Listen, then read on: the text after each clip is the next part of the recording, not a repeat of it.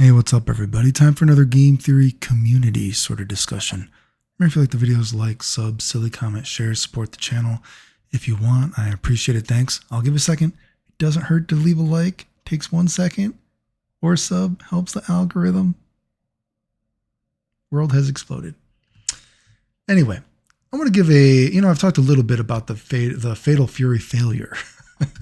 The triple F, Fatal Fury failure. I talked a little bit about it before, and I want to just give, sort of my perspective on it and perhaps a little bit of a different perspective. And to do the game theory thing, though, I do want to talk about, where is this? Let's just look at the thing. And I've said this so many times before. I'm not saying that Andy looks bad, and I'm not saying that I hate the City of the Wolves game or anything like that. I do think it's, a little bit more interesting than Street Fighter 6, although Street Fighter 6 does have the dizzy thing. I do think the way that dizzies work in Street Fighter 6 is a interesting way of putting in dizzies. It is something new. That is something Street Fighter 6 has, but generally speaking, I kind of think City of the Wolves is a little bit more interesting. But something I said before about City of the Wolves, and you just watch this and it's just so true when I talk about SNK and McJuggles. And I said, God, I just please hope they don't make another game where every EX move is just something that juggles or lets you combo more. And that's every goddamn fucking thing. Like, look at this. What do you think that the EX version of the Dragon Punch does? Well, of course, it lets you combo after it. And of course, this EX Fireball lets you combo after it. I mean, wow, who saw that? I can't believe who no one ever would have thought that, what does the EX version of this move do? Oh, it lets you combo. Jesus Christ. What does this throw do? Where's the throw? Where's the throw? Where does the throw happen? Oh my God. Fuck me. Fuck my titties on a Sunday, dude. Jesus Christ. Sunday chocolate titties, right? I mean, oh my God. Where does it happen? Sorry, we don't have the timestamp. This is the quality control you can hear. Oh yeah, there you go. You can like EX drive cancel combo. Whatever the case, I just hate this shit. EX moves, I've said so many times, are bad for games. And, I do feel like as the years have gone on, more and more people are tending to agree with me that these EX moves are not big brain in games. Ultimately a fighting game is 2 characters on the screen. Well, it could be a tag team game, right? 2 characters on a screen, background, some background music. There's only so much you can do in the narrative of fighting games. I've talked about many times how I would try to change a fighting game to add a new perspective on it, but EX moves are not the way. They're not the jam, dude. They're not the thing to put a new perspective on games. They're just, What does this EX move do? Oh, it juggles. What does this EX move do? It juggles. What does your EX move do? It juggles. How many years have I been saying it, dude? And how many years have I been writing about it and talking about it before I even really was doing YouTube in these game theory videos, right? Even before that, but I've made many videos about it on the YouTube once I started doing a little bit more YouTube, right? EX moves suck. If you want to have EX moves, keep it like Guilty Gear, where it's like the Force Break, where it's actually something unique. These EX moves are not unique. They're not big brain. I mean, even say something like Andy. Yes, I know he does a little spin and then he comes down and he cross slashes you and he combos you.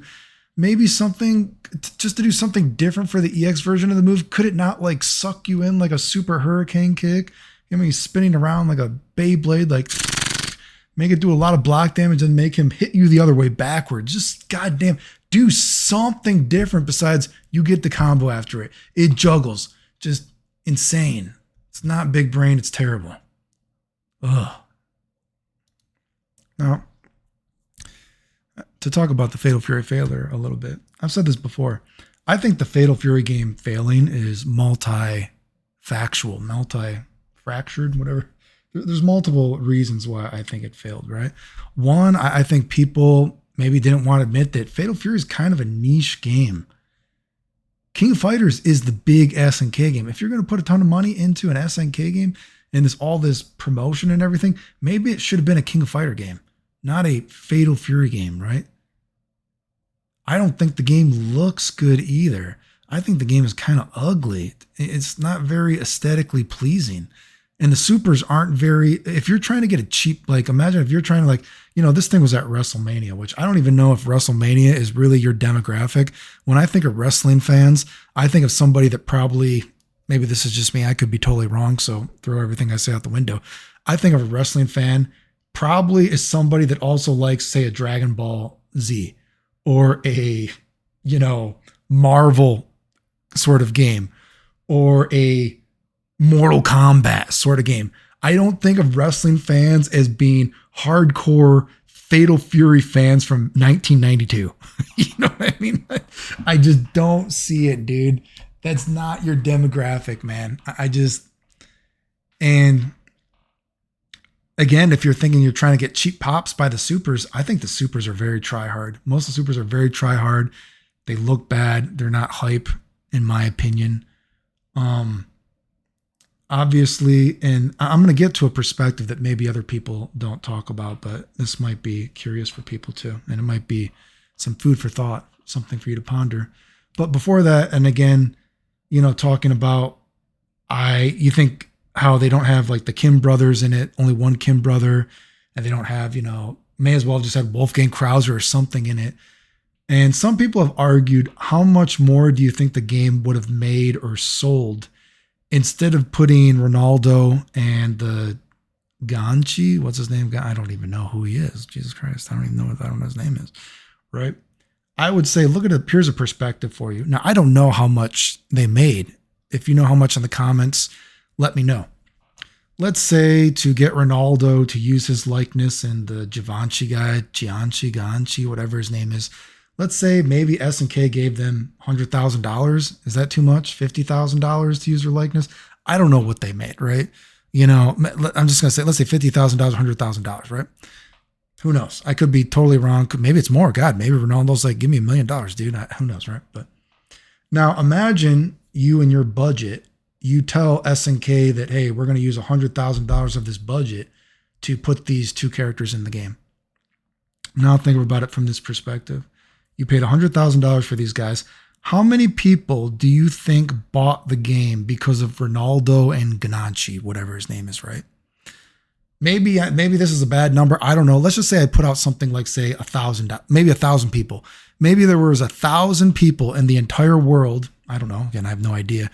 That were like, you know what? I'm a huge Ronaldo fan. I'm going to be one of the 1,000 people in the entire world that I have a novelty game that Ronaldo's in, even though I don't care about Fatal Fury. Now imagine if they would have put the Kim brothers or other legacy characters. Do you think they could have done that and without spending $100,000 and still, maybe there's 1,000 people in the entire world. Although maybe that's more than, I'm just throwing out an arbitrary number just to get your brain working. Maybe there's just 1,000 people to be like, you know what? I really miss playing as the Kim brothers or Wolfgang Krauser when I was a teenager in 1992, whatever it was, or something like that, some legacy character. You probably could have had the same amount of people without wasting $100,000. Is that a potential perspective? Again, maybe you're going to be like, Clayton, I think you're being generous. Might have been only 500 or something, right? I don't know. But you know what? I've said this many times before, and I'm a big believer in this, that I do think a lot of people actually play games more than maybe people want to admit. I do believe that some people will play a game just because of a character. Just because they're like, I like this character in the game. I mean, even if you think about this when I talk about the game theory videos, right? I've said many times before, there's a lot of people that they might only play, maybe they like Street Fighter, right? But you know what? They play this one specific version of Street Fighter because that's how they like Ryu, how Ryu plays in it. They play this one version of whatever fighting game because they like how Ken plays in that game. So that's the game they play. And I do think there's people like that. Even look at me, say, Fighter's History. I don't really care about Fighter's History. But you know what? Mizuguchi is one of the coolest characters ever. He's an amazingly designed character, so I played the game just for him. Do you play? I want everyone that's listening to this video, have you ever played a game because even maybe the game isn't your favorite game, but you like how that character plays in that game? I think people kind of underestimate that a little bit. Not that I think it would make the Fatal Fury game popular or successful, but I do think people underestimate a bit that I would not be surprised if, yes, SNK lost money putting Ronaldo in and Ganache, whatever his name in, and they probably could have saved that $100,000, whatever it is, put in the Kim brothers, put in some other legacy characters, and they might have had the same amount of people buy it while saving $100,000, right? Also, for a final food for thought,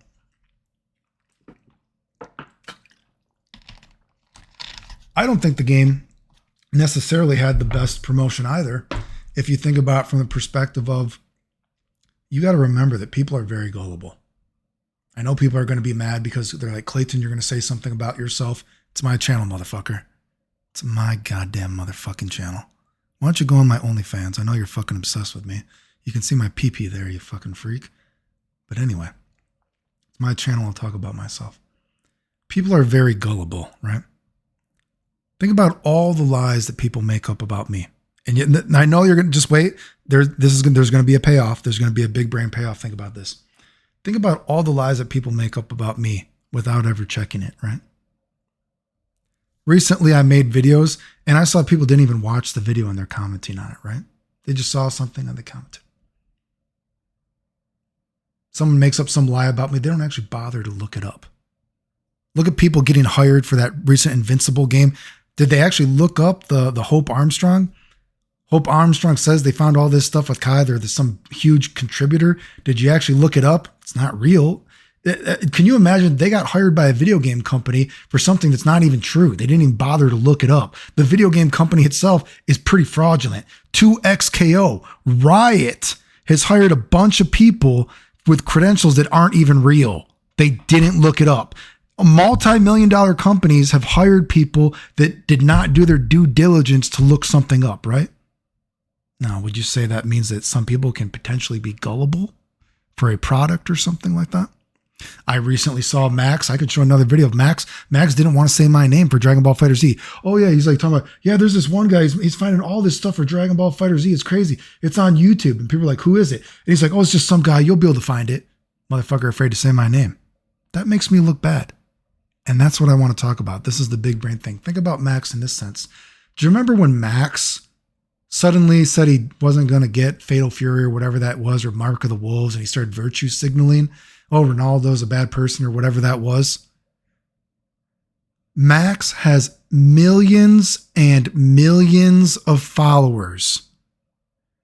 Do you think it's potentially possible that when you have the biggest fighting game shiller there is, and he is suddenly virtue signaling that Fatal Fury is a bad game, don't play it, whatever it is, whatever that nonsense he was, but then he did make videos after it. But do you think it's possible he put a little bit of this like thought in people's brain, oh, well, if Max isn't going to play it, I'm not going to play it. Just like, oh, Max doesn't want to say Clayton. Maybe Clayton did fake cancer. I won't watch his videos. I still have people to this day tell me that they think I secretly did something to Max. That's why he doesn't say my name. Okay? People are very gullible and very stupid. Can you imagine? And there, who knows? Maybe it's true. Maybe Fatal Fury lost more people buying the game because of Max the Shiller, who has millions and millions of people who for a short period of time, oh, I don't know if I should get this game, whatever the fuck he was saying, decide not to get it. Do you think that, so that's what I'm getting at. Do you think that the Fatal Fury failure is actually because of multiple reasons and also just insanity that they thought that Fatal Fury would ever blow up a game like that? I mean, the game would have to be, it would need a little bit of luck, right? But food for thought. If you like the videos, like, sub, silly comment, share, support the channel if you want. I appreciate it. Thanks. Doesn't hurt you to leave a like. I'm waiting. Sub. Okay, I hate you. The end.